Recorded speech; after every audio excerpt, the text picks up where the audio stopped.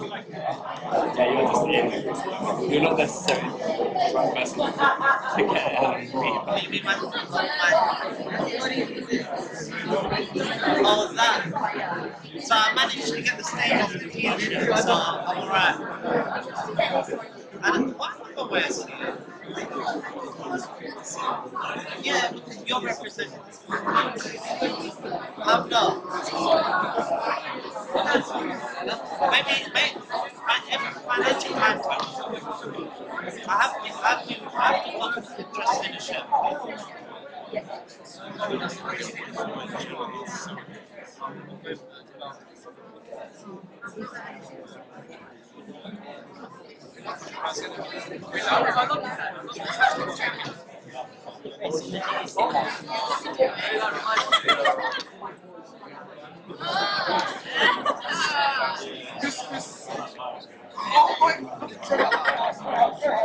All right. Good evening, ladies and gentlemen. We are about to commence. All right. Thank you for your attention. So let me just make some introductory remarks before I get our speaker up. At the start of these events, I would usually like to clarify that I'm not a student, even though I look like one. So I am a research fellow here at the LSE, the director of the HIAC program, the organizer of tonight's event. So our HIAC program aims to explore various topics that are related in some way to the intellectual contributions of economist F.A. Hayek. These include individualism and economic freedom, the nature and future of liberal democracy, social justice and welfare, decision-making under uncertainty, macroeconomics, rule of law, justice, and others. So for tonight's event, we have 45 minutes of speaking by our speaker, followed by a Q&A session of 45 minutes, which I'll be moderating and chairing. Do note that this event is recorded and will be uploaded on YouTube within the coming weeks. And also, before we proceed further, may I just encourage everyone to check out our LSE events page. LSE events are public and open to everyone. If you're interested in future events that I run under the HIAC program, you may simply put in the keywords there and search it up. And I also like to take the chance to share that in the coming months, I see a lot of students in the room. In the coming months, there will be some student events and a dedicated student conference, which I'll be hosting specifically for students. So if you're a student, feel free to approach me at the end of today's talk to get some details. I will give you and the teachers some priority information and access. So I'll now first introduce our speaker. So tonight is actually a book launch. We'll be speaking on this book here. If you can just print money one-page texts published by Wiley Press. Dr. Emmanuel Maggiori is a serial myth buster. He writes books that offer critical looks into trendy, hyped-up topics, including artificial intelligence and tech unicorns. He did his PhD in computer science. When he's not writing, he's helping companies build challenging software. We are also joined by Mr. Mani Bashazar, who is an economic journalist and research associate at the Institute of Economic Affairs. So yes, without further ado, Emmanuel, please, let's welcome our speaker.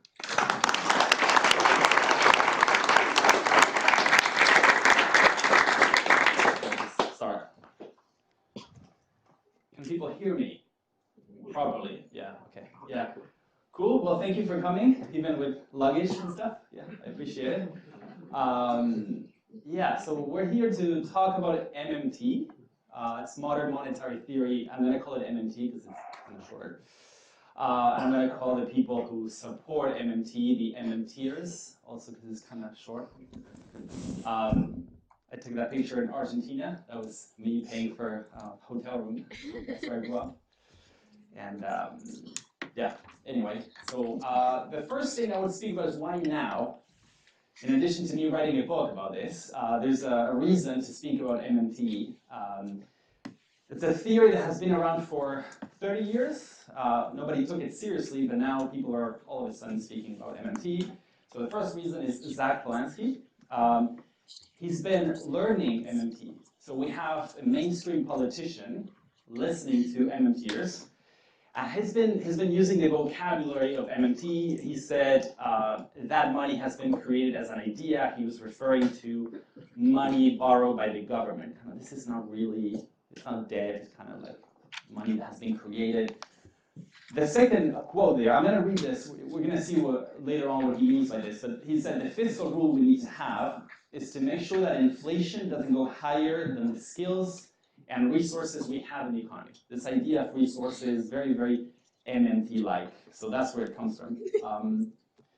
The other reason is quantitative easing and the COVID-19 response. So I'm sure a lot of you know what QE is, but just in case, QE is this policy tool used by central banks quite intensively after the 2008 crisis and also during COVID, in which they created quite a lot of money and injected this money into the financial sector to try to reactivate the economy. And some people, after COVID, they thought maybe the MMPers were right all along. We don't understand money creation correctly. That's an article in the New York Times that says, "Is this what winning looks like?"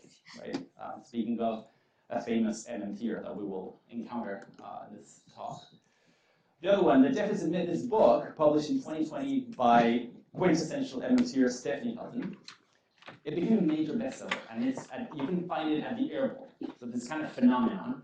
And I think it's managed to change the public opinion. People are using words from the book, right? And to cite an example, this is a contact from LinkedIn, just a random person that I know, who I have on LinkedIn, and she said, I'm going to read this verbatim. So she said, countries. So to give you some context, this was the Doge program, and the US comes out, right? This idea, we're going to cut down government spending. So this lady says, countries can go bankrupt if they issue their own currency, right? You can print money. So comparing sovereign debt to a household budget or even a corporation means you're either woefully uneducated or deliberately lying, and probably a sadist. I think she made a masochist, but anyway.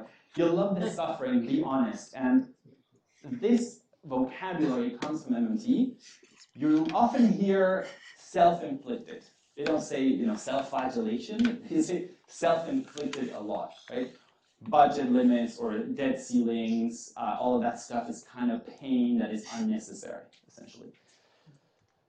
So now it's time to MMT 101. So what is MMT? So it starts from an aha moment, let's say, realization. The following, the central government doesn't have money problems. So that's essentially what MMT discovers. The reason is that it can create money to pay the bills, right? And they hate statements like this. The government doesn't have enough money for whatever, right? Money is not a problem, right, for the government. Debt is a burden for future generations. They hate that, right? It's not a burden. You can always pay debt by issuing money, potentially. Government budgets must be balanced, something else that they hate, right? Now, I want to clarify something. There are two main assumptions here to make that work. The first one is monetary sovereignty. This means that a country issues its own currency, right? So MMT doesn't apply to France, right? It doesn't apply to countries like the UAE or Jordan because they peg their currencies against foreign currency, right? Which kind of limits what they can do. It does apply to the UK, it does apply to the US. And the second assumption, and this is something MMTers will not tell you usually, they don't tell you this is the assumption, but they always assume that the Treasury is allowed to create money to pay for their day-to-day spending, right? This is equivalent to saying that there's no central bank independence. So essentially, Rachel Reeves wants to do something, and she gives a call to Andy Bailey, right? And says, Andy, I don't want to increase taxes because it's not great. So can you, buy my bonds? Or it's not even can you buy my bonds. It's I order you to buy my bonds because that would be what it means to remove central bank independence. But this is always assumed by MMT, right?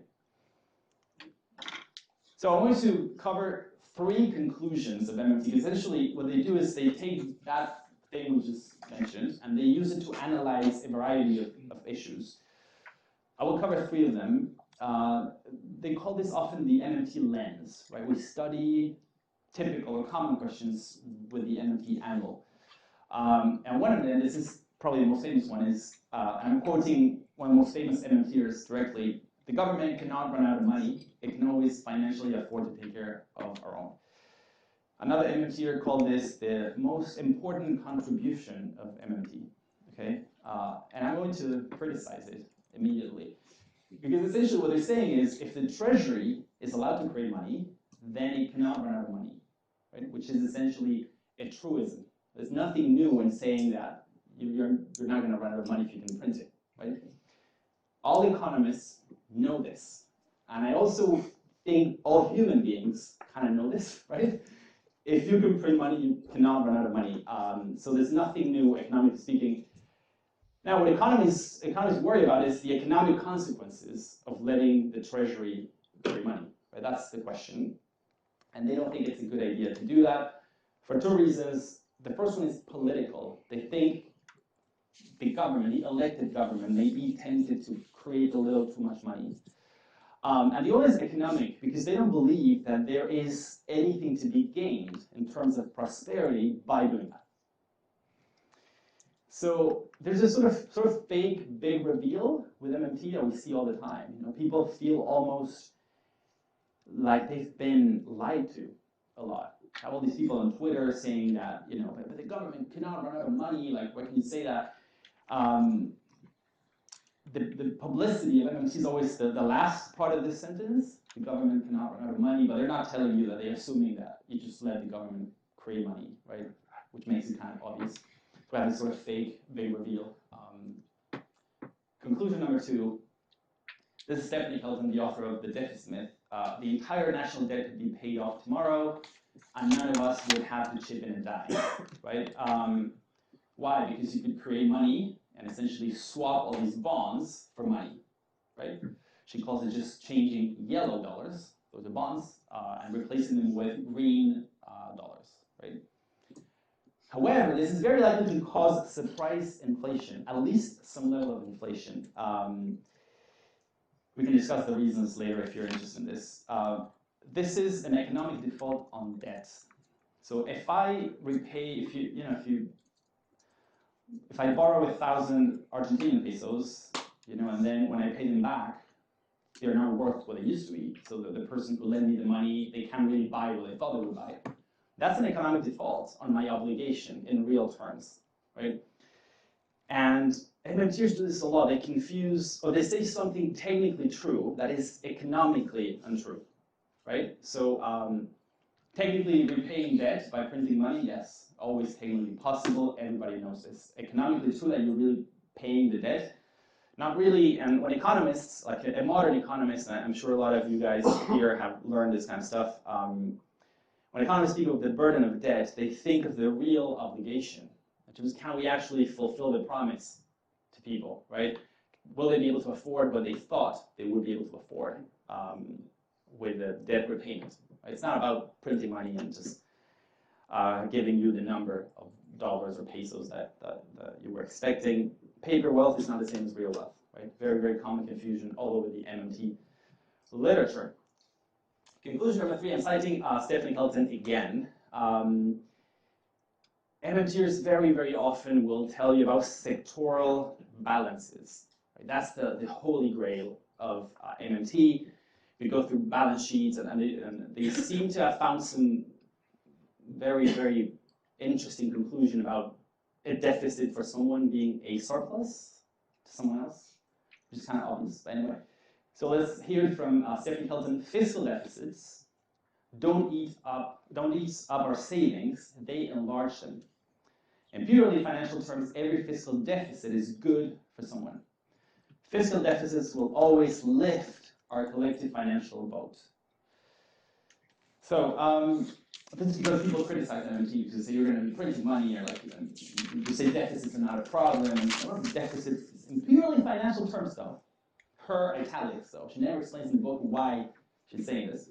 But essentially, this is economically meaningless because paper wealth is not the same as real wealth. Now, again, a picture from Argentina. Government deficits have put a lot of financial wealth in the hands of people, right? An average Argentinian may have saved, 1 million pesos now, but it doesn't mean they're any richer, right? So beware, whenever you hear about this sectoral balance stuff, it's essentially an accounting identity that doesn't mean anything. Yes, a surplus to someone is always a deficit to someone else. Doesn't mean much if the value of money changes. So, conclusion so far, they're not great. So MMT tends to be either trivial, so if you can print money, you cannot run out of money, or kind of wrong or meaningless, right? So we have, why about debt? No one chips in a dime. not quite right. Inflation will erode the purchasing power. Deficits lift our collective financial boat. Technically true if you, by financial, you mean the amount of, or the face value of your assets, but that's kind of meaningless, right? Now, don't walk away, okay? It's gonna get interesting. We're gonna get to the topic of policy at some point, right? Because you can see it's not great. Their analysis of institutions and stuff is not great, but even then we can get to the the fiscal rule that Zack Polanski was kind of advocating. So we're gonna get to that. But I want to speak about the relevance of MMT before we get there, right? Because MMT ignores real-world rules. We said it assumes Rachel Reeves can just call Andrew Bailey and get him to do whatever she wants. But there are rules that forbid the Treasury to create money, right? One of them is central bank independence. Also, the government, for instance, in the US, the government cannot have the Treasury, right? We're speaking central government, cannot have an overdraft in bank accounts. It can't go negative, right? Always needs to replenish its accounts with either with taxes or by selling bonds. So essentially, we ignore the rules that have been imposed for a reason. So MMT it's a sort of as-if analysis in a world where we have changed the rules. It's also not a very good analysis, but anyway, it's kind of, what if we let Rachel Reeves, govern the central bank, right? What would happen? But this kind of questions the relevance. What's the point of this as-if analysis? Why not let local governments create money, right? If we're thinking of a world where we change the rules, we can say a local government can be allowed to create money, right, to pay the bills. So let me tell you what MMTers say to this. They will pretend that MMT is super, super relevant to the real world because all of these rules aren't really, they're not true. The idea that the Treasury does not create money, false, right? Now, I'm going to cite Stephanie Hilton. This is a quote from 1998, but she still says the same. So in 2020, her book, she says the same thing. Modern governments actually finance all of their spending through the direct creation of high-powered money. Right? So essentially, the story that the Treasury needs taxes, needs bonds, put that money in an account, that's technically false. You just need to look at the accounting. Just look at the accounting. They've done that work. Kelton wrote a very long paper where she analyzes all of the accounting in the US to prove that money creation is the way things are currently funded in the real world. Now this is all, it's not good. Okay? So there are lots of mistakes in the analysis, and I want to point this out, and I've been fighting against a lot of people on Twitter lately about this. It's insane, but I'm going to show you one example of the kind of mistake for you to see what we're dealing with. So imagine this is a bank account that belongs to the Treasury, right? And this is a bank account, HSBC, think of contractor, right? Who received a payment from the government. Let's say the Treasury deposits some money, so essentially transfers money from here to here. So this box represents money that moved from this account to this account. So those who studied economics would know that the total amount of money in existence is often reported by what's called a money aggregate. Statisticians calculate this. One of them is called M1. Then you have M0, M1, M2, M3, right? Statistical aggregates of money count money in private accounts. So this is M1, right? So when the government spends, M1 actually goes up because it's private money, right? The total amount of money, so the green boxes, the total area does not change. So we count money here, plus here, so it's money moving, so the total is the same. MMT calls this money creation because they kind of forgot to count this, or they choose not to consider this as real money because it belongs to the government, right? But the money in this account in the US, it can't go negative ever. It's outlawed, right? So they need to replenish this account because otherwise they can't spend. So this is pretty much like any bank account, right? People have pointed this mistake to MMTers repeatedly, that this is not how it works. They've never changed their minds, and they've kind of moved toward new arguments, sort of thing, to try to prove that MMT is still very relevant to the current real world. And I'm going to share a couple of examples, the comical ones, the things that they say, more recently. In 2020, Bank of England offered an extending overdraft to the UK Treasury. So this actually happened. The Bank of England was like, because of all this furlough payments and stuff, COVID response, you can have, they actually have an overdraft account. They're allowed to have a little overdraft, but now you can go deeper into that. And an MMT supporter, he was saying, look, the government can create money whenever it wants, but this obviously ignores a lot of the details, including that when you read what the Bank of England actually said about this was they pre-agreed, how that money would be replenished. It was not like unlimited overdraft like MMT would require. But anyway, so they do like to rely on exceptions. There's a list of this that is enormous, and I debunk every point in my book. A lot of points I just left into an appendix because I thought it just becomes a bit repetitive. But there are more technical ones. If you're kind of geeky and you want to see there's some balance sheets, there have been quite a lot of arguments. I would say the most interesting one perhaps is the fact that a few years ago there was this controversy because an MMT blog said the Treasury, the US Treasury, could mint $1 trillion coin and ask the Fed, so the central bank, to accept it as a deposit. Right? And that's how we can wipe out debt. Right? This is legal. It can be done. This is a loophole that essentially says that the Treasury is allowed to create coins for collectors. Essentially, it's like a collectible thing, provided that it is platinum. So it needs to be a platinum coin. But they can write whatever number they want on it. So let's name it a coin and put like $1 trillion. And there was so much controversy that people from the Treasury and the Fed responded, and they said no. They essentially said the value of that kind of coin, because it's not legal tender, it's a bullion coin, is the amount of platinum in it, right? And that's not 1 trillion worth. But anyway, this is the level of discourse that we're getting at. We're getting into when we learn about MMT. And just by the way, quantitative easing is not the same as MMT. And if you have questions about this, we can discuss it later. I decided not to cover that in the slides. But there is this sentiment, not necessarily from MMTers themselves, but from other people who say, okay, but QE is just MMT, right? So MMTers were proven right.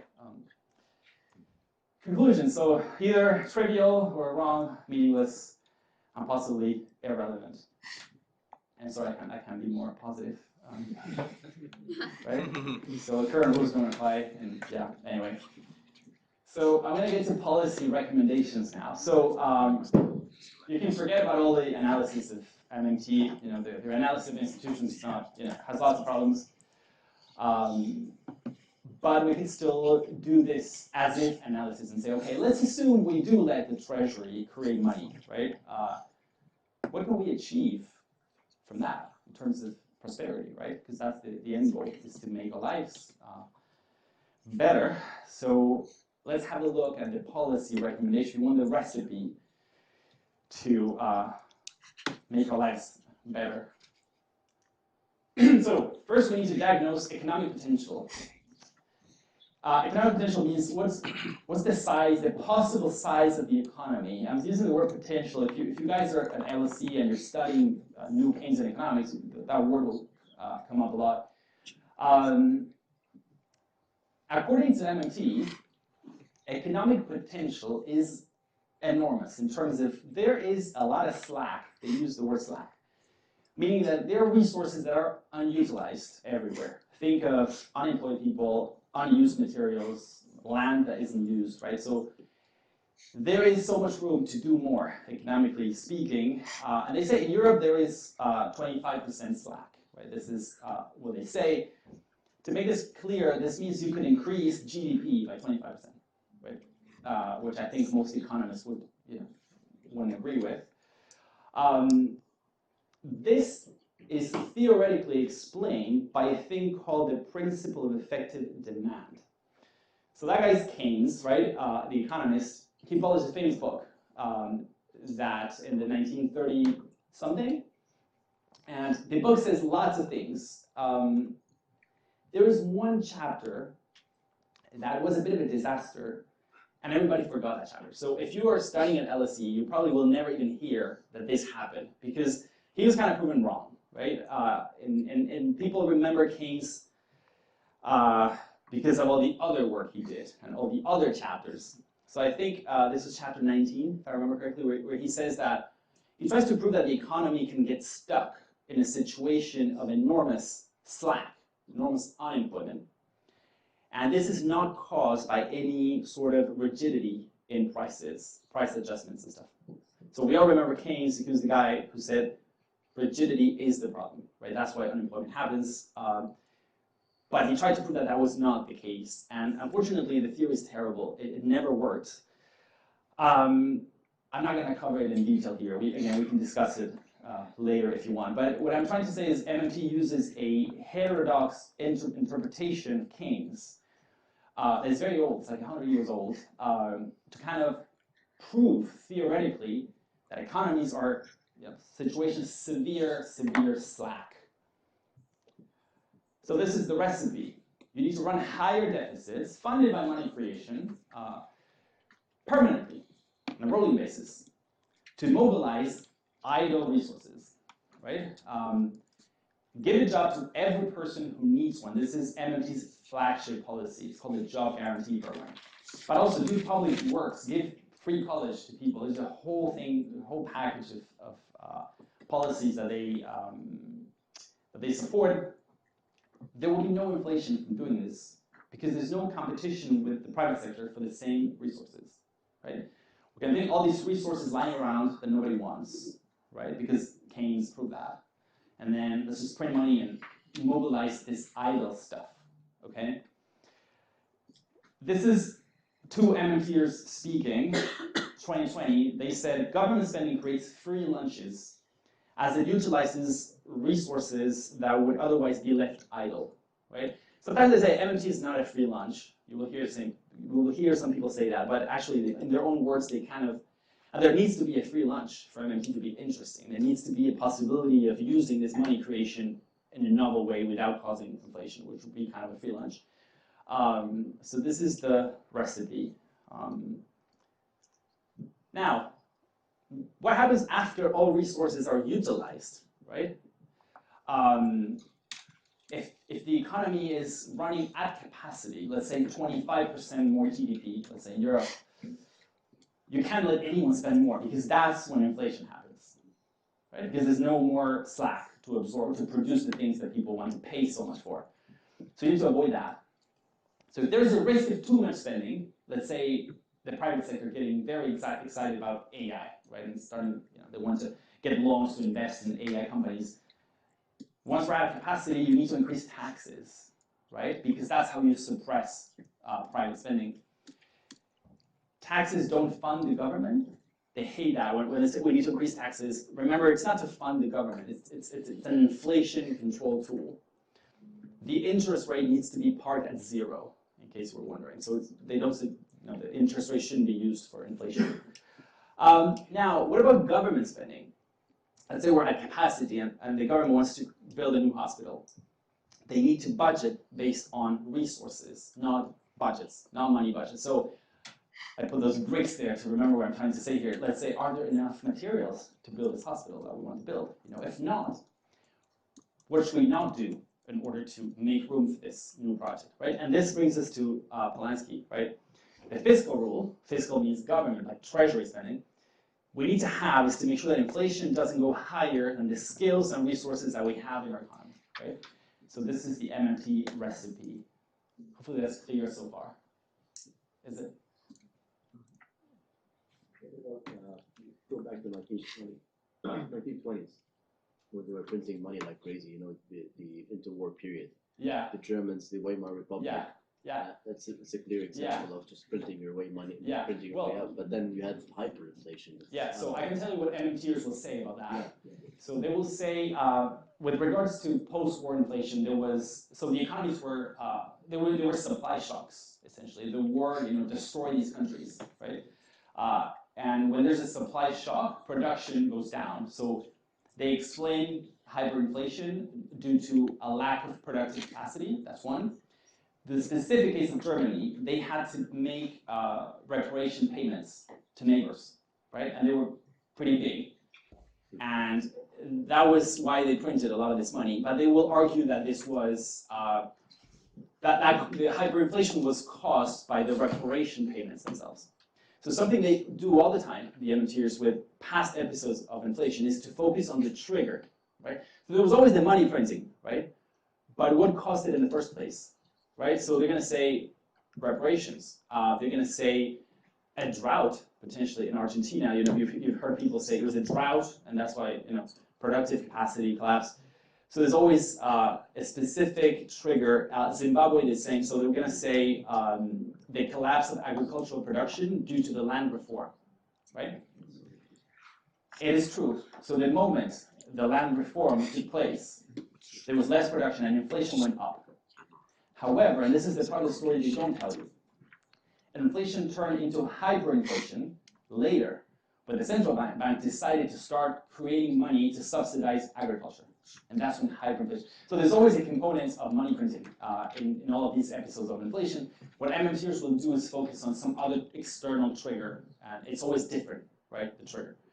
But I can send you links to the articles where they try to explain. There's an article called Hyperinflation for Hyperventilators, right, by an MMTer, where he tries to explain both the German situation and Zimbabwe, and saying money printing, well, yes, it did happen, but that's not the real reason. It was all the supply shocks, the reparation payments. Like, it was always an excuse, right? For yeah. I'm telling you what they would say. You know? Yeah. However, when you see the common denominator, is always the creation of money, right? Yeah. So yeah, that's the recipe.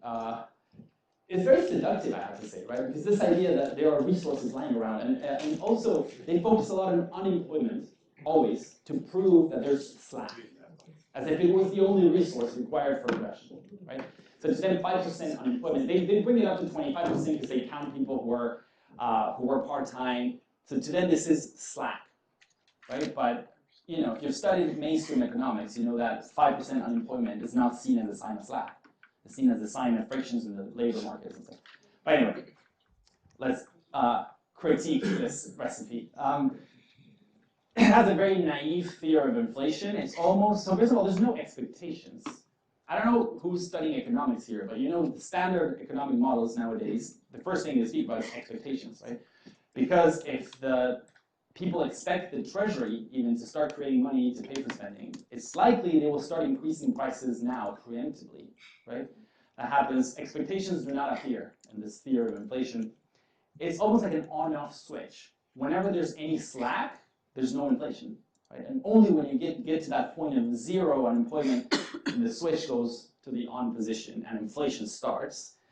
If you're studying economics, you've heard of the Phillips curve, which has been around since, you know, for decades, essentially studying the relationship between slack and inflation, which is not like a jump on that, right?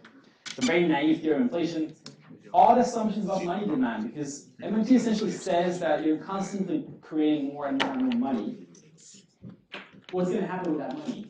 And MMTers say people will hoard the money, essentially. People love to save and save and save, so they're going to be stashing the money, or the money will be absorbed by the banking system and stuff like that. All of this is essentially an underestimation of inflation. That's theoretically the issue. With regards to unemployment, or why slack happens in the first place, there's this theory of effective demand by Keynes.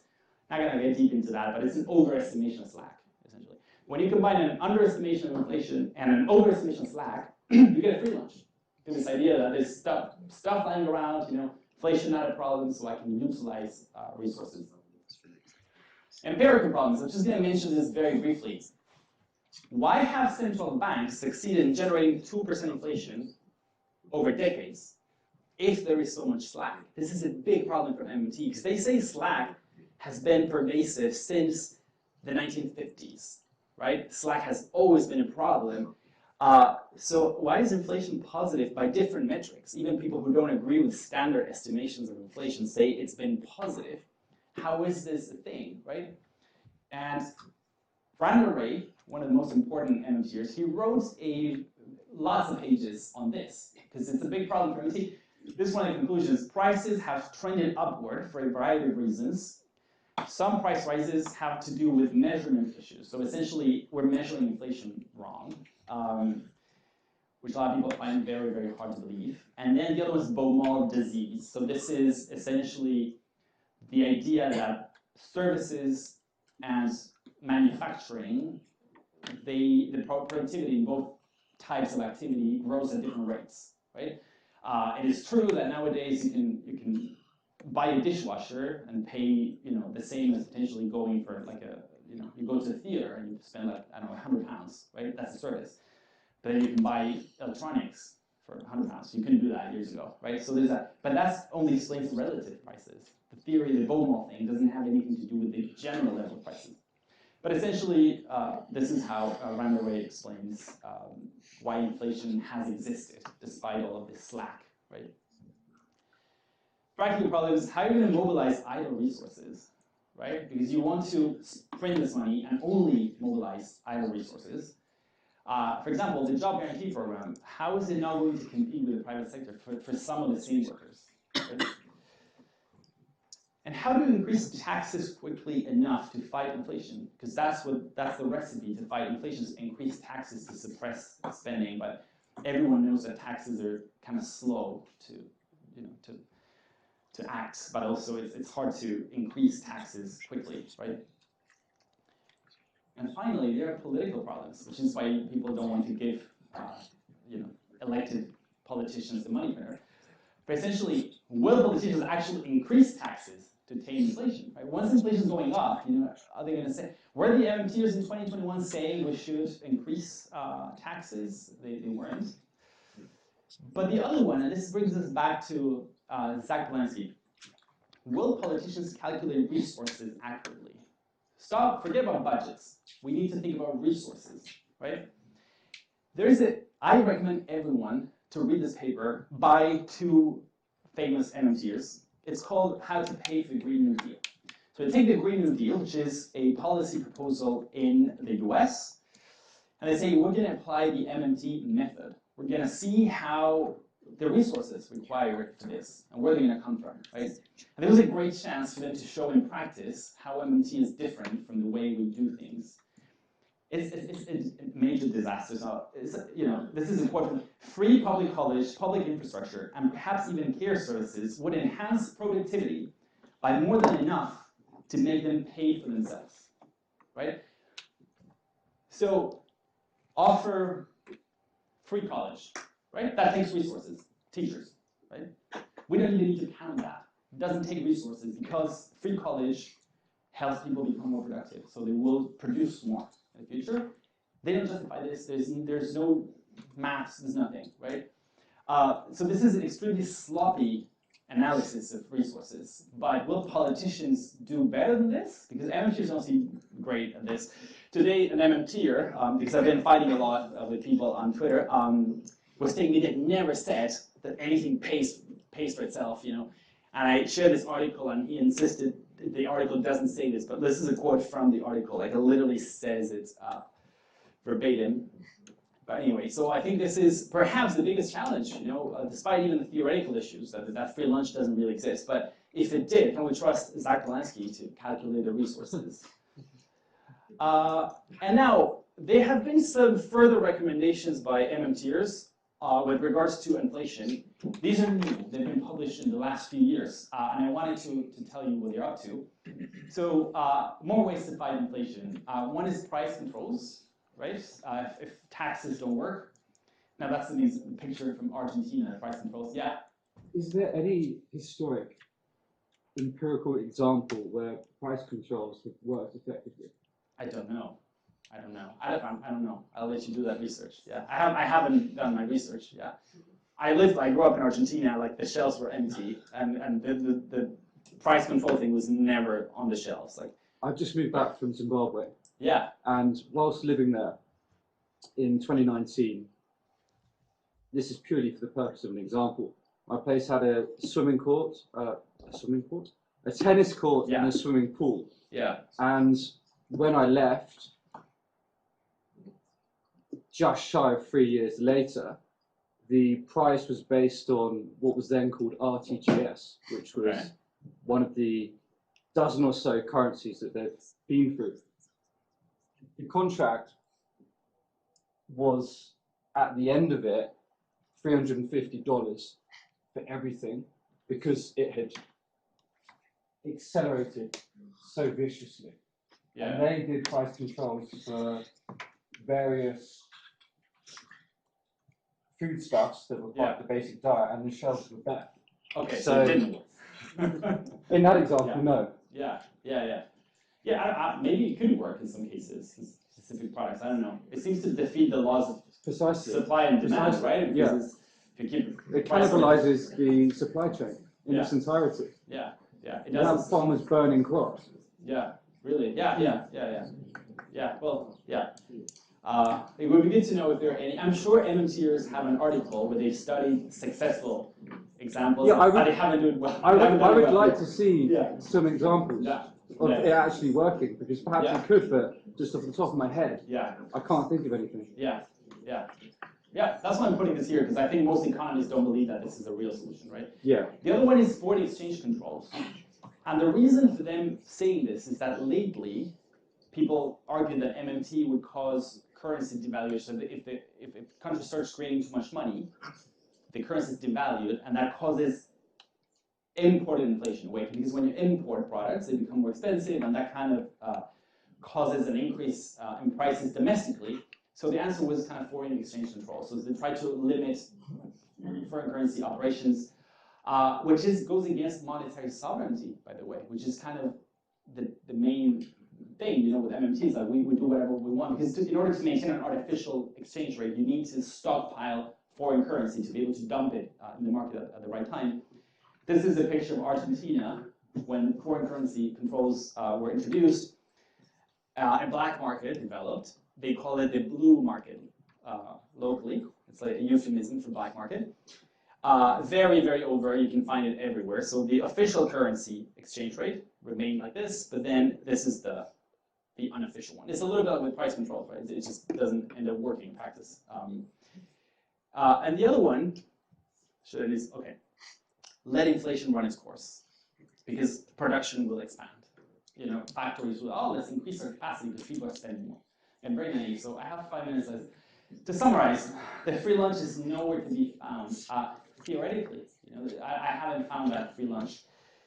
And also, there's no new form of policymaking, to me, that is credible. Where you can say, okay, we can do things in a new way compared to what we already do, which is the whole point of supporting MMT. Concluding was actually not so bad at the time. Concluding remarks. So the first one, I think I have 2 remarks. So the first one is rules versus discretion. This is a picture of a textbook that I have, an economics textbook, an LSE textbook, actually. If you study economics, every textbook, there's always a section where they cover this, right? Because there's a lot of theory that says that when you let a government create money in a discretionary way, so whenever they want, without a strict rule, this causes something called inflationary bias, because people expect the government to actually cheat, to say they're going to do one thing, then they do something else, and then inflation starts to pick up, right? Economists use this to explain the stagflation in the 80s a lot. They say, because there weren't any clear rules, people kept demanding wage increases, for instance, because they thought inflation would not stop, right? It's been, to make the point of Germany, Hungary, country that had a lot of inflation in the 20s, inflation stopped abruptly the moment strict rules were announced, even before they were implemented, which is quite interesting. So the question is, isn't it strict rules, strong institutions, a good way of having stability and hopefully prosperity? Again, MMT kind of goes against this, which you find in, it's part of the mainstream economics that everyone studies. And now the final one is politicians are people. I want to quote William Mitchell, another very famous MMTer, who's one of the most important ones. He says the following: bad governments will wreck any economy if they want to. He was actually speaking about Zimbabwe here. A wise government using the fiscal capacity provided to it by fiat monetary, so money printing, can engender full employment and equity, yet also sustain price stability. right? So not it's essentially the free lunch, and if you do it wisely, right? Politicians are people, so can we trust politicians to be wise when using the money printer? Right? That's the question. I think not. That's my, and I think that's all. That's all thoughts, questions. Buy my book, leave a review because I'm being boycotted by the MMTers.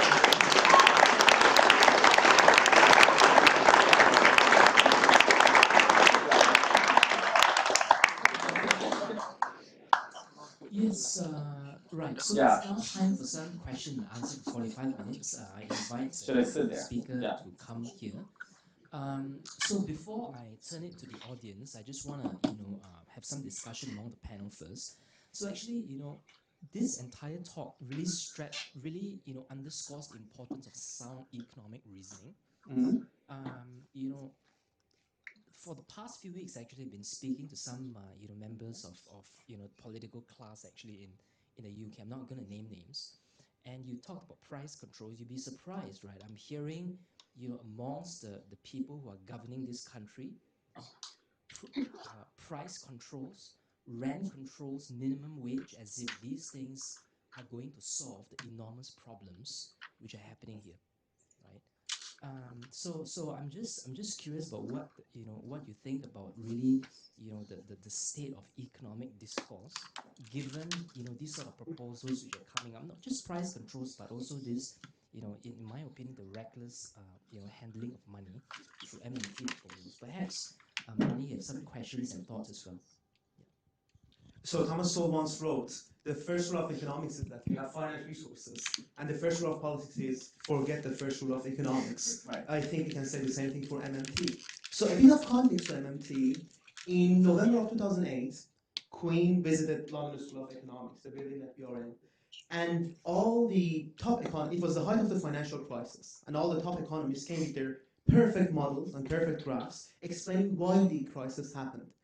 And then the Queen asked, why did nobody notice it before? Mm-hmm. So the 2008 crisis created an opportunity and gave a new life to different schools of economics, especially heterodox schools, to have a say. Mm-hmm. And one of the most important ones was MMT at that time, Yeah. starting from decades ago, but the height of MMT came with the New York Times article that you mentioned at the time of COVID, which it called it a victory lap. Mm-hmm. And a couple of months after that, we had the highest inflation in the developed world. Yeah. In a couple of decades. The argument you make in the introduction that I want to start my question with is quite interesting. You write that if MMT is right, this is good news. MMT will help us live in a fairer, safer, and greener society. If not, it could lead to an Argentina-style inflation. If government budget constraints are just imaginary and self-imposed, as people like Zack Polanski say, which he interviewed, as you mentioned, a couple of weeks ago, about public debt, that the thing that he said is quite interesting. We don't need to spend that money. So that money has been created as an idea. I wish my mortgage was an idea. I wish my student debt was an idea. The problem that we have here is the role of good economists is what George Stigler, a Nobel laureate, once called being the pour of cold water on the plans of social improvement, rather than being a cheerleader for progressive ideas that are quite popular at the time.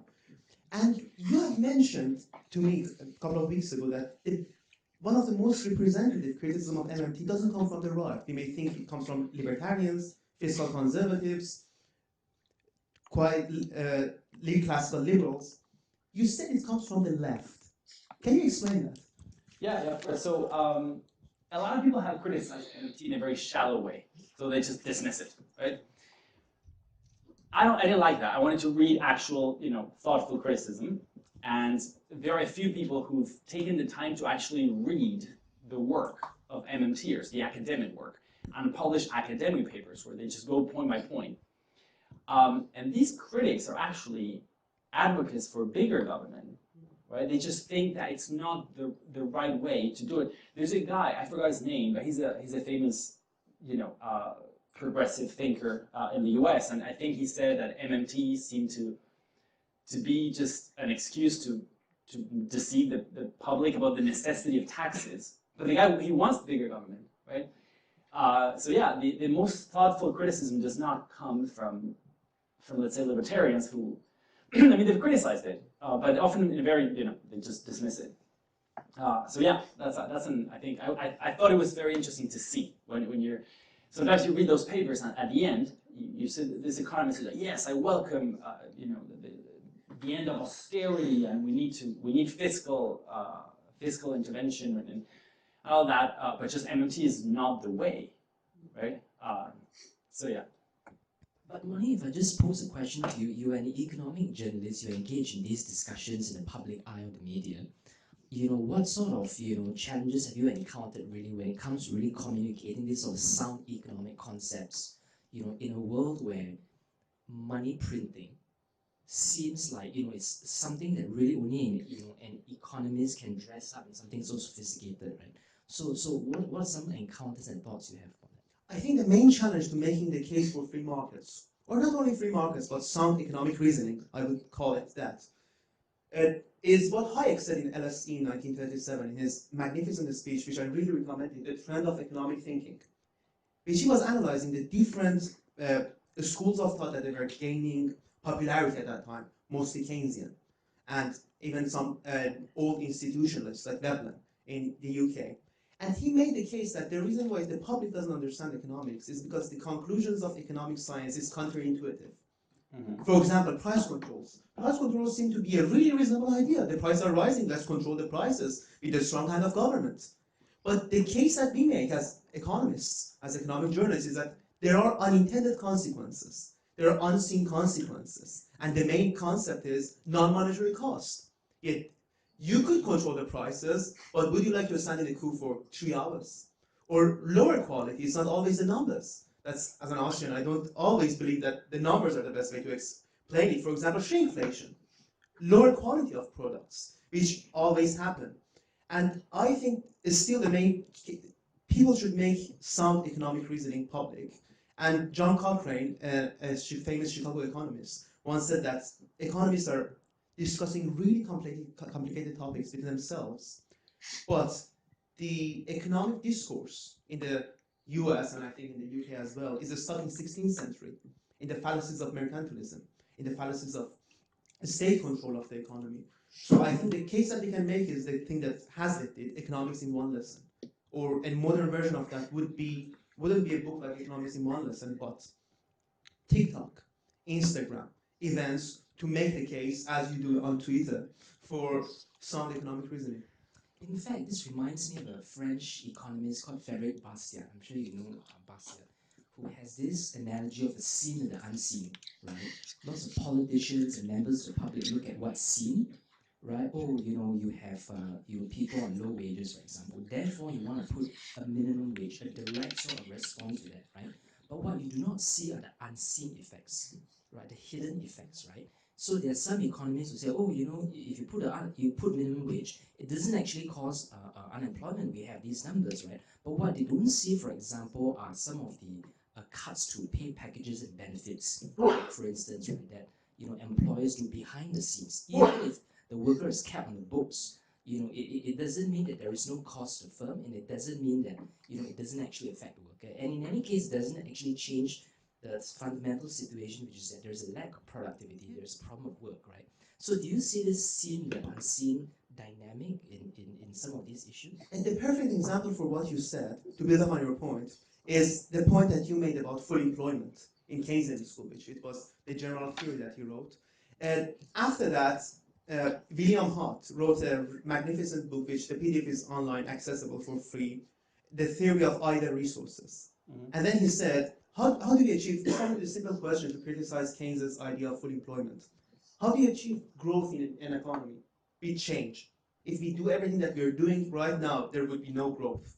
So, economic growth is achieved with change. How does that change happen? When resources go from the places that are less productive to places that are more productive. For this change to happen, you have frictions. And that friction is unemployment. Whether having either resources or having unemployment in the labor market. And if you try to achieve full employment with different means, what happens is you get suboptimal employment, as William Hudd argued. which was, for example, you're a PhD mathematician. If you spend 3 months looking for a job, you may find a job, not in the UK economy, I guess, but in other European countries or United States. But if you follow the full employment ideology, you may go work in a supermarket or in a job that is suboptimal rather than being optimal. And so many of the MMTs try to say that, especially the post-Keynesians one, they try to say it was ideas of Keynes. We can have an interpretation. You are well read both on MMT and Keynesianism. Do you think that's a correct assumption? What's the That assumption? if Keynes was alive, he would be an MMT. It's simple. That's a good, maybe. So there's so many things here. So you mentioned full employment, right? The words full employment have been used in very different ways by different people, including Keynes in his own book. He just goes back and forth. He mixes zero unemployment with full employment, which is not the same thing. Then he thinks of the labor market and then GDP. Let's say they're not the same thing, right? So anyway, it's a big mess, I would say. I think that, so there is, the post-Keynesians are people who believe they have the most pure reading of Keynes, including that infamous chapter 19. Now, I don't know if that's what Keynes would himself say. Now, when Keynes, this is something, there's a very, very good book called Involuntary Unemployment by a Belgian economist, economic historian. What Keynes promised in his book was one thing, right? Which is now what people think he promised now. So it's almost like it's been rewritten, right? So initially, Keynes, he said, I'm going to prove that the economy can get stuck in a situation of high unemployment, and this is not due to sticky wages that won't move, right? Because if the cause is that wages are sticky, this is what everybody knew at the time. Because classical economics said if the wage doesn't move and there's a recession, we get unemployment, right? So Keynes said this is not how it works. The context was this was the 1930s, and there was a lot of unemployment in the US, and the wages were going down at the time, not as much as deflation, so actually they were going up in real terms. But anyway, wages were going down, and unemployment didn't stop, right? So it didn't go down. So Keynes wanted to prove, and he says this in probably the only chapter that's actually easy to read of that book, which is the first one. When I read that chapter, I was like, oh wow, so Keynes would actually prove that classical economics is wrong, right? So for 18 chapters, Keynes assumes that the wage is fixed against his own promise, which is very odd. Economic historians say, why would he do that? So for 18 chapters of rambling, the essence is sometimes there is negativity or pessimism in the economy, spending goes down, but wages won't move, and that causes unemployment, right? Which is what everybody kind of knew. Maybe the guy helped emphasize something that people didn't think about much at the time. At the very end, we reach chapter 19, he tries to prove that the sticky wage was not the problem, and it's an absolute disaster. Everybody forgets that. And now people remember Keynes as the guy of the sticky wages, which is the opposite of what he wanted to achieve. So you have, classical economics, Keynes promising to do something different, and then essentially restating classical economics, right? So I don't know what would happen now, because, and this economic historian, he's very, very good in his book. He actually wrote another book about the history of economics, and he says we shouldn't confuse Keynes with Keynesian economics, because what Keynes wanted to do is not what became Keynesian economics. So if Keynes were alive today, I don't know which one he would pick. The one that, the Keynesian economics, what it became, or what he actually wanted to do initially. I don't know. The guy seemed very, very confused, though, if you read his book. So, yeah, that's a very long answer, but hopefully. Yeah. All right, so I'll now turn the time over to the audience. I'm going to let this microphone circulate around because I don't have ushers to help me. So feel free to pass this microphone to the relevant individual. Can I give the microphone to the gentleman in red? Yeah, pass it back. Yeah.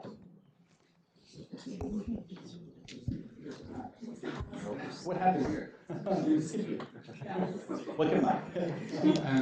Firstly, thank you for your talk. Secondly, apologies if it's an impossible question. Maybe I'm asking you to sort of find logic in a cult. But I'm interested in where MMT is focused and why. I was initially thinking that it would make a lot more sense to try and posit some of these theories in places where we can see aspects of them working, or at least similarities. And I was initially thinking actually about India, where there is a large public works program, there's developed enough institutions, there's much more reasonable arguments about there being slack in the economy if you compare like GDP per capita versus the capital that they actually have, well, productive capital that they have. So do you think MMT focuses so much on the US and sort of Western economies just because that's their readership? Or is it, why are they not making this switch to perhaps a better test case? Yeah, that's a good point. So I think MMTers have spoken about certain programs, especially job guarantees in other countries. There are examples from India that they've cited.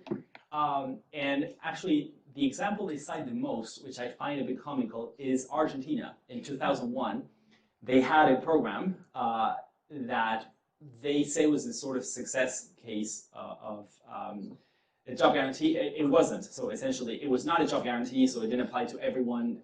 The wage was very low, so people couldn't really live off that. But MMT says job guarantee should pay for a good wage and stuff. So it's not really applicable, I would say. In the case of India, I don't know much about it. I remember reading a little bit when I was doing my research, and what I did find was that it was a very, very the program that you're speaking about, I think there were very specific jobs, I think in agriculture, that they tried to kind of, but there's also a lot of political criticism, people saying it's not implemented well, people are not really working, right? Because that's one of the main, the criticism of the job guarantee program is often in terms of implementation. How are you going to get those people to actually do productive work? Because we don't want make-believe work. We already have, unemployment benefits and things that people don't really need to work. So can the government get organized? And I think there's a critic who says that in those programs,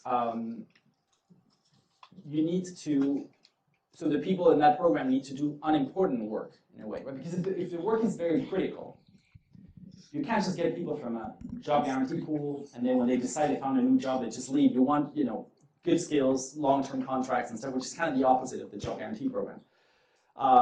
So success cases, I would say, again, Argentina, they do speak about India sometimes, very focused projects. I don't know all the details. It's not a job guarantee program the way they want it, which is a national thing that pays minimum wage plus benefits, like they say, right? And I think also in India, it was not like, it wasn't like people were making a lot of money from that program. But I don't know, yeah. I'm not saying it couldn't work, in certain specific cases, yeah. But Okay, do we have another question? Yes, actually, a lady all the way in front. You raised your hand. So let's circulate the mic. Hi, thank you for your lecture, and very exciting to hear about what happened in Argentina. My question is, how do you break the glass bubble in which so many people who believe in MTT and currently campaigning for it in the United Kingdom, and will probably be a bigger platform as we come to the next general election? I read that up to between 30 and 50% of students at universities are voting for Zack Polanski, and I feel like we're in a bubble talking about how destructive it is, but this is not reaching to them. How do you penetrate that glass ceiling? I would like both panelists to share, and I've got an idea about this, or?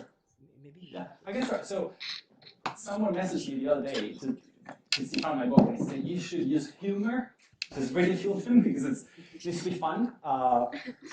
So I'm not a politician, so I'm not in that business of trying to do any of that. But I would say that my impression from speaking with, let's say, libertarians lately, or I have the impression that the Polanski kind of people, or Gary Stevenson, a lot of people here that we went to this event with Gary Stevenson, they're fun, and they are very seductive in their ways, and they are fun. They're generally fun. The people who fight against MMT are not fun, probably including me. I've seen a lot worse, and I have some pictures here. I've seen a lot worse, and I think it's very difficult to try to win people's hearts by having a very, very academic sort of analysis, unfortunately. And this person who reached out to me said, you just ridicule things, like show, ask people, why don't we just give £1 million to every person in the UK and we're going to solve issues, because that kind of, I don't know, it's more powerful, a bit kind of ridiculous statement. So I don't know what to tell you.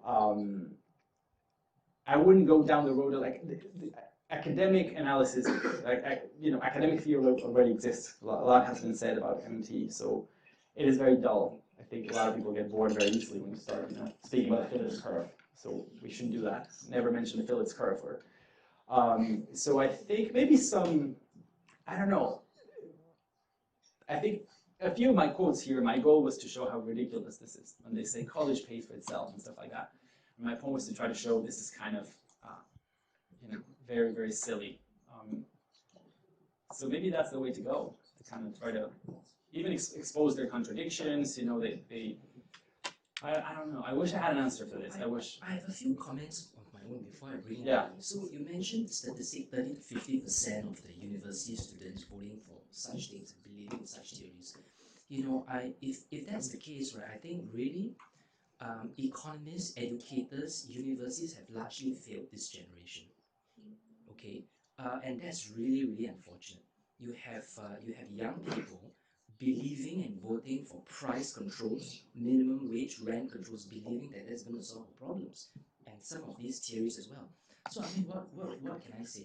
For me, what I strive to do is to hold these events, engage in economic teaching, economic education, economic reasoning, and hope that it changes people's minds, right? But of course, we are fighting sometimes vibes and feelings, right? When we use data and arguments, sometimes it may not actually cut through some of these vibes and feelings. Right? So it's tough, but I think we just need to communicate and present, I think, the case of sound economics. That's my take, right? As an economist myself.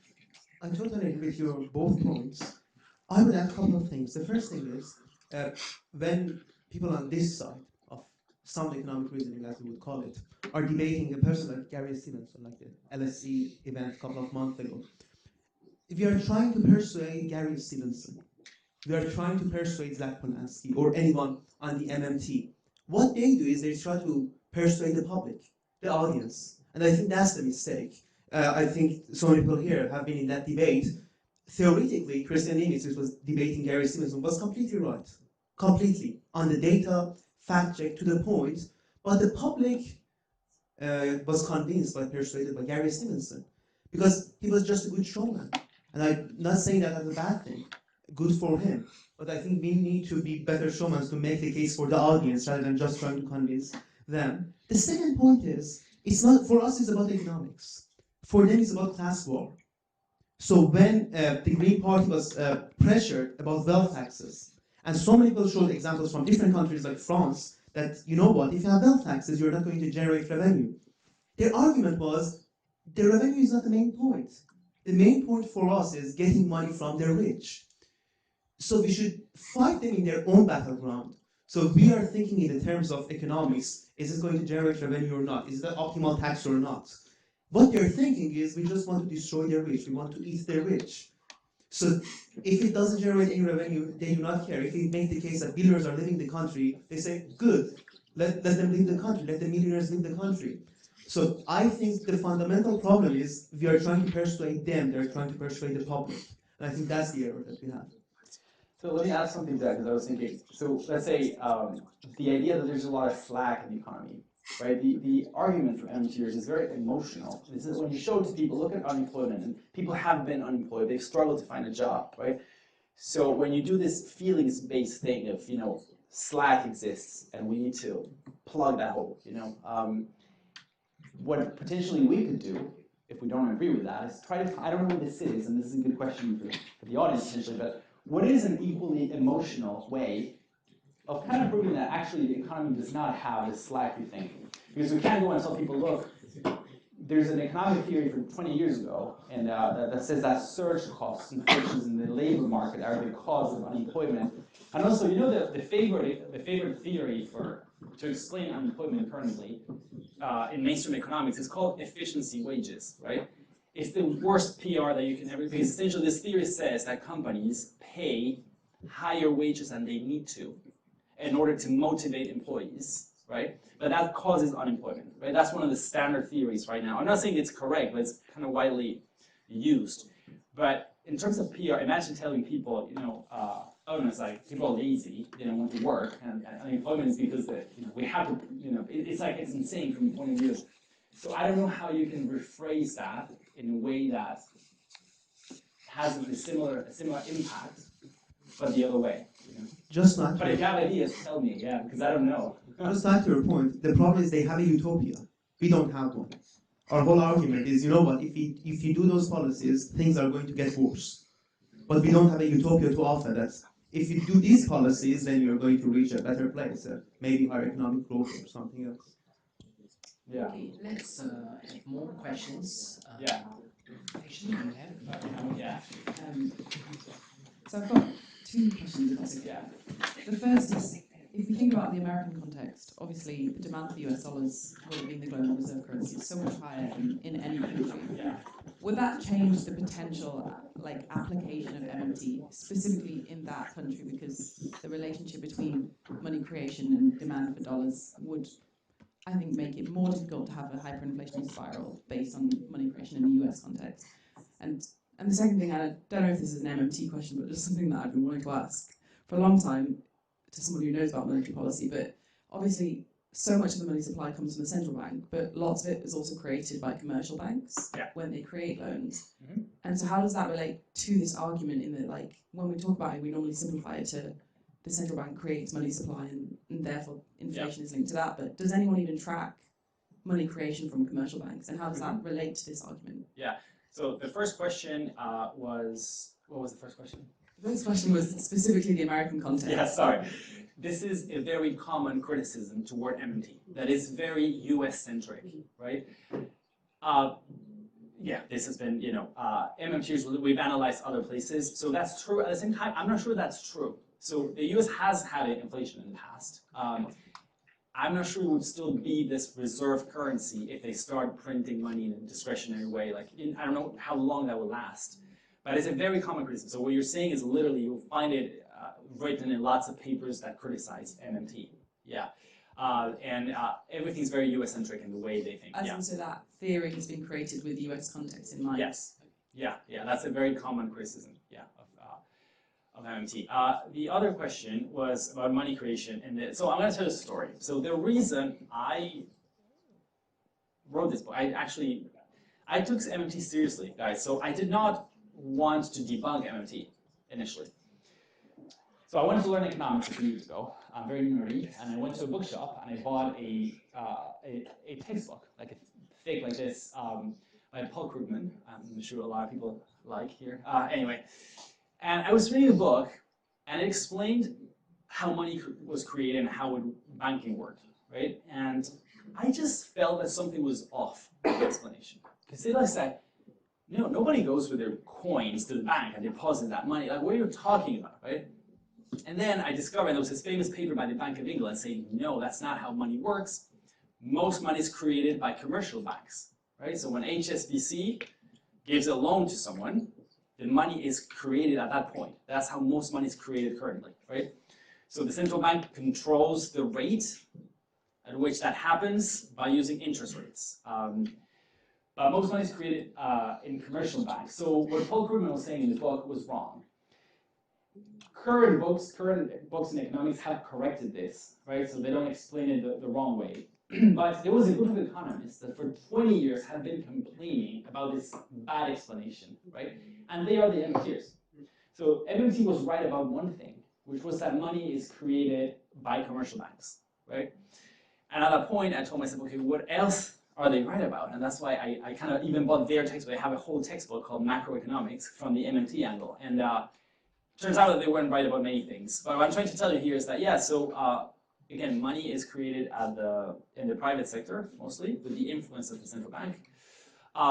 This has been incorporated in mainstream economics now. So when you take a new Keynesian model, which is the standard kind of model, it doesn't even consider money part of the model, right? So it's interest rates right? That's the policy variable, right? And then economic activity goes up and down, and money is created and destroyed automatically, right? To supply the money that people want to have, let's say. So now MMT doesn't have much to say about this at the end of the day, right? Because the dynamics of money creation and the whole the current theory, it uses expectations a lot, right? So the central bank, they announce a policy, they have a Taylor rule, they say we're going to do this when inflation will do it.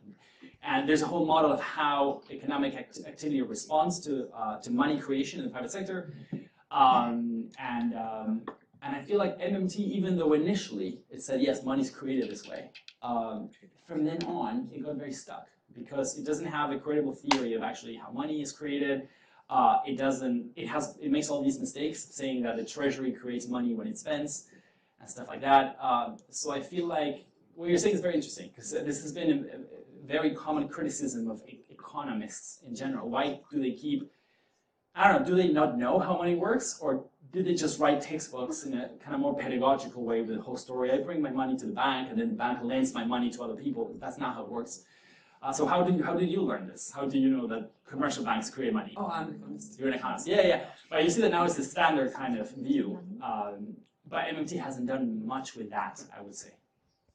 Yeah, no, it does feel as if that inflationary relationship is missed from the conversation. Obviously, the central bank creates a significant amount of money, but who is even tracking the money supply? And yeah, it's a question that I've always had, but never managed to find a satisfactory answer. Yeah, so I would say, I saw a paper the other day saying we should cross-check the current models with money supply, because currently models don't really have money supply anymore. So the model is one input would be the interest rate, the nominal interest rate, and then you have economic activity in terms of the output gap, so deviation from, this is another big difference between MMT and standard economics. So standard economics, you have a potential level of output, kind of goes like that, up, right? And then you have little plugs or deviations when a recession happens, right?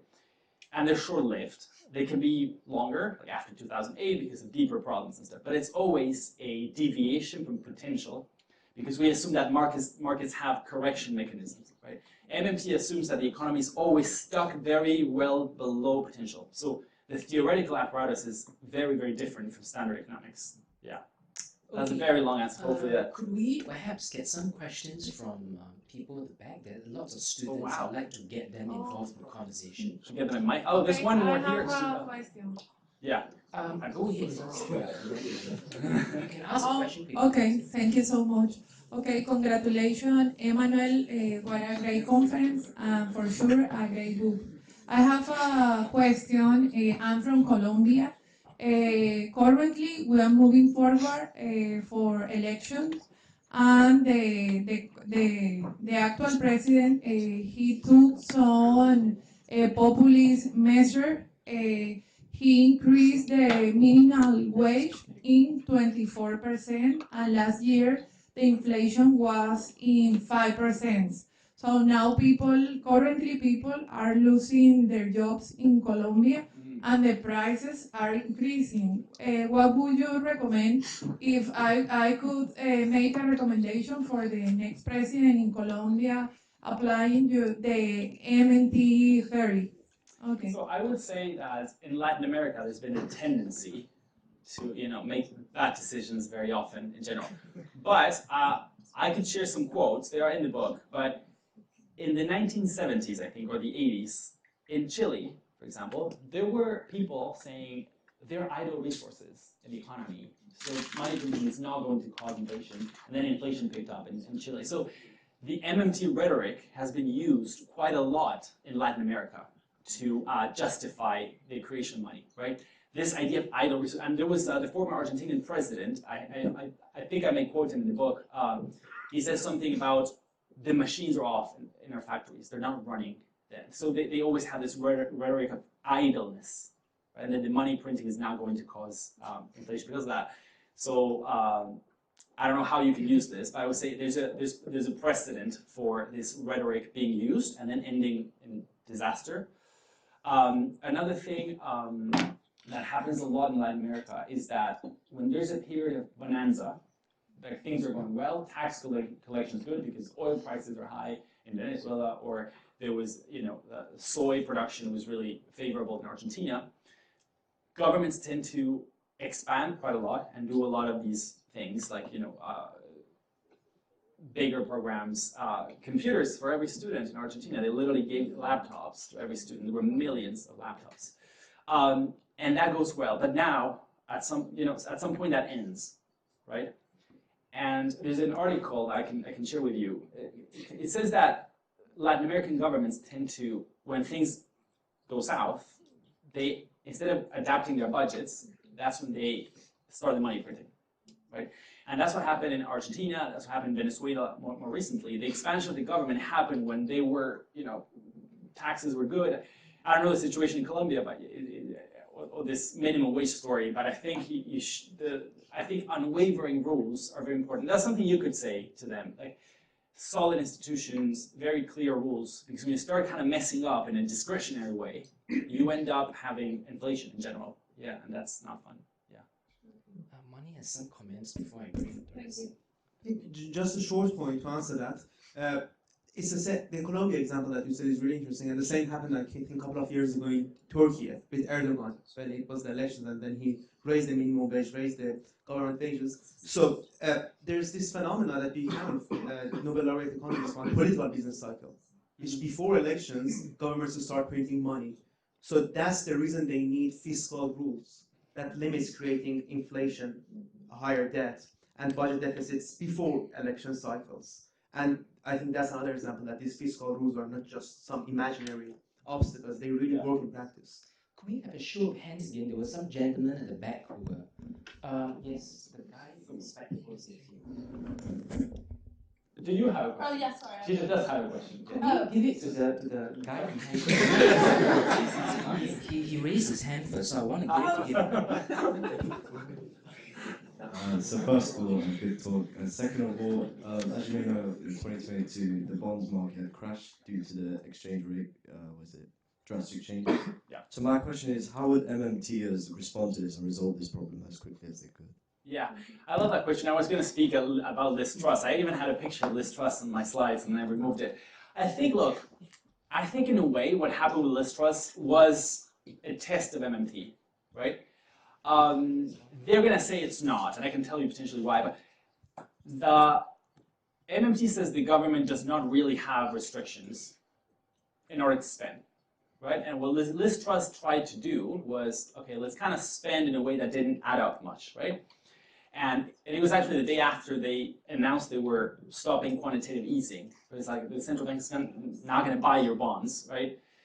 And the central bank did not rescue the funds. There was a minor rescue of the pension funds that had issues, right? And then they built a facility to kind of prevent that same issue or this vulnerability of pension funds to interest rates. But they didn't say, oh yes, we're going to offer you, and also we now have Donald Trump, complaining about interest rates being too high, and the central bank in the US not lowering the rates. So it seems that this independence still exists, and I see this Liz Truss episode as a proof that we still have that central bank independence. I saw her, she was at this podcast, Liz Truss, and she kind of complained about central bank independence. She said, that complaining about them making those decisions, but that's the whole point. So I think it's a good question because I think this was a good test of MMT. MMTers will probably say that the bond markets just responded to expected inflation or something like that, something twisted, or it doesn't really, I don't know what they would say, but I think it's a good test, yeah, that maybe institutions are more solid than we may think, yeah. Yes, okay, the lady in the grey shirt, yes, no. So if the MMT kind of rhetoric has been proven to not really work, like it does effectively pretty conspicuously cause inflation, why do so many people still follow it? That's a good one.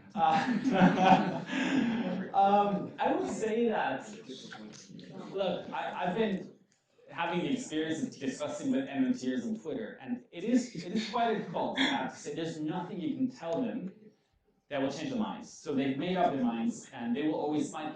something they do a lot, they change the definitions. So they use the word deficit in one sense, and then when you prove them wrong about something, they have another, almost like a ready-made sentence to reply to you. But that uses, it's true, but it speaks of deficit in a different sense. So it's very difficult to argue with people.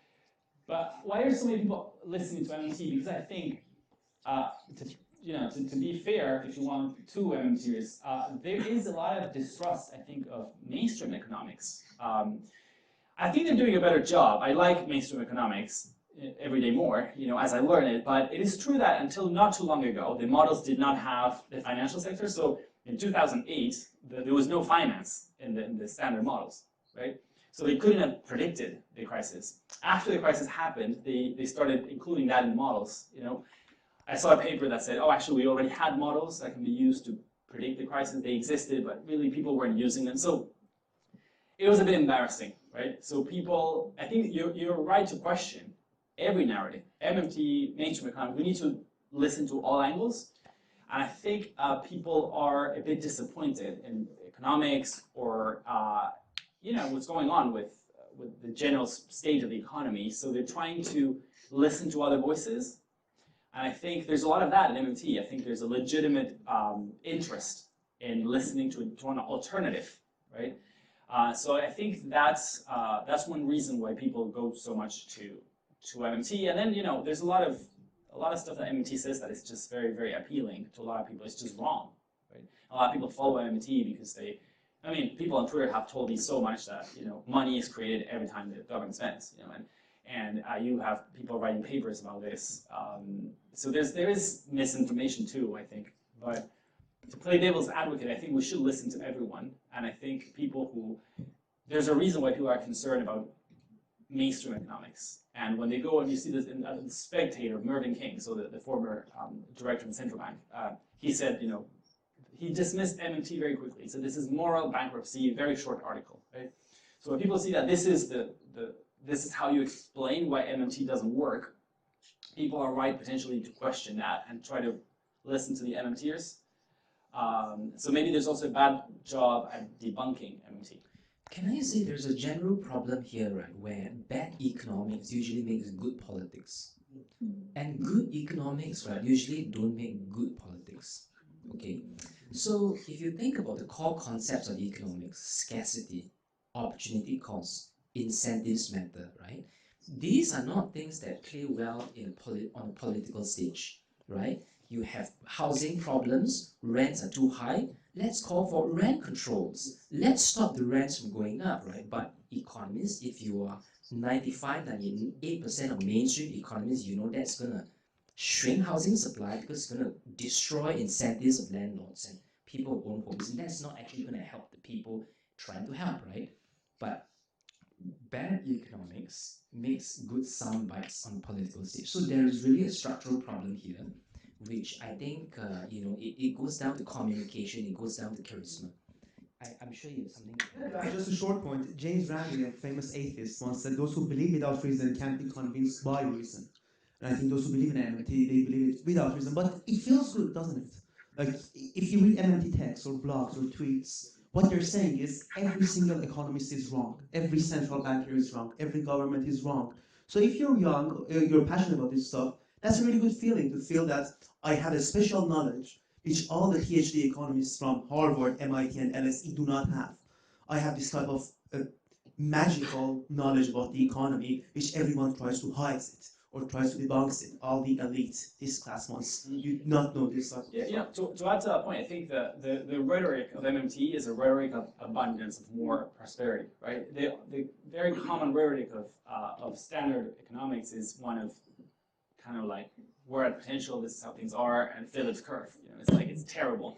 I listened to this podcast with Derek Thompson and Ezra Klein, so kind of from the left wing of American politics, and they wrote a book called Abundance, and they're actually trying to introduce these ideas to the Democratic Party, saying, forget about rent control, we need to build more houses. So I wonder if the general pessimistic viewpoint, actually someone today was accusing me on Twitter, saying, how are we going to give hope to people? MMT is the theory that says we can do things for people. Like we can, government debt can be used in a positive way, right? And then you have all these economists saying like, no, like, so yeah, maybe. We have time for one last question. I'd like to, if you are a student, actually, I would like to give it to a student. Okay, I think the lady all the way at the very end, you have the last word, and I let you ask the question. And after that, you can converse with our speaker. Okay? Thank you for the talk. You mentioned that MMT conclusions can become economically meaningless because paper wealth isn't the same as real wealth. Would you say that MMT confuses financial balances with actual prosperity? Yes, I would say so. You know what's funny? Like, they are the people who say that they are the kings of the real economy because they speak about resources. So we need to focus on the real economy, right? But then a lot of the main sound bites or the main conclusions they confuse a lot the real economy with the nominal economy. So I would say, yes, they do that a lot. I wouldn't describe MMT just like that. I say this is a confusion of real versus monetary economy, but that happens a lot in MMT. Yeah, definitely. Yeah. All right, thank you. So before we end the event, I just want to remind everyone the book is on sale outside. If you want to know more about future events, feel free to approach me. I'll be here at the stage.